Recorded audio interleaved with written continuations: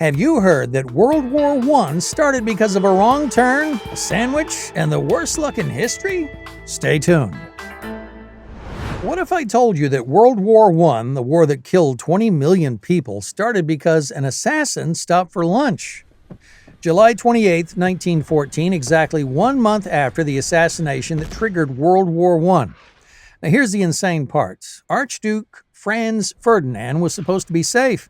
The first assassination attempt that day failed when a bomb bounced off his car. After that, Ferdinand was taking a different secret route through Sarajevo. But his driver got lost and made a wrong turn directly in front of a delicatessen where 19-year-old Gavrilo Princip was eating a sandwich. Princip couldn't believe his luck. The target he'd failed to kill earlier literally drove right up to him. So he stepped out, fired 2 shots, and accidentally started the deadliest conflict in human history.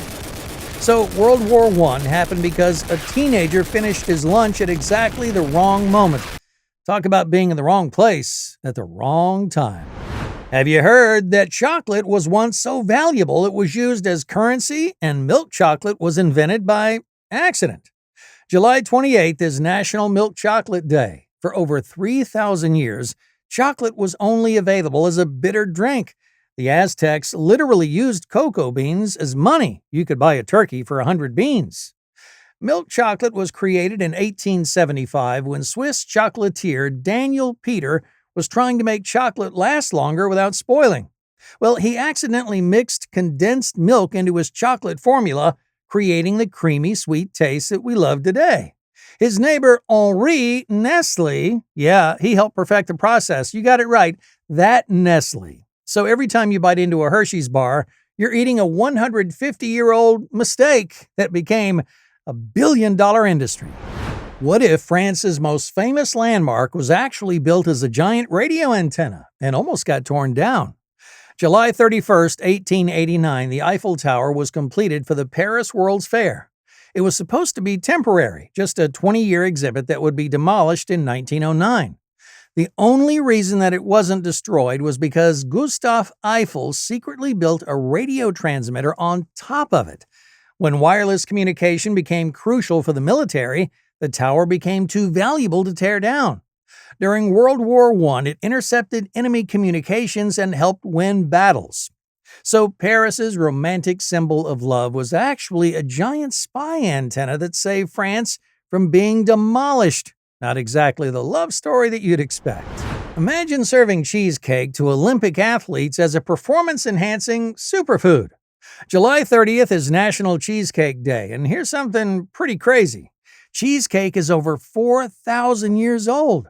Ancient Greeks served it to athletes during the first Olympic Games in 776 BC because they believed it gave them strength and energy. The original cheesecake was actually made from goat cheese, flour, and honey formed into patties and baked on hot stones. Greek athletes would eat it before competing because they thought it was the ultimate power food. They weren't entirely wrong. It's packed with protein and carbs. So modern bodybuilders and ancient Olympians had the same idea about cheesecake being the perfect workout fuel. Some things never change. So what if I told you that Friendship Day was invented by a greeting card company and nobody wanted to celebrate it? August 1st is National Friendship Day. It was created in 1930 by Hallmark founder Joyce Hall, who thought people needed a special day to buy cards for their friends. Well, the holiday was such an obvious cash grab that people boycotted it. Americans ignored it completely until the 1990s, when social media made friendship celebration trendy again. Now, it's huge in other countries. India alone has over 100 million Friendship Day posts annually. So, a holiday that Americans rejected as too commercial became one of the world's biggest social media phenomena. That's friendship for you. It finds a way. And that's all for today's edition of Have You Heard? Please leave a comment if you learned something absolutely mind-boggling today.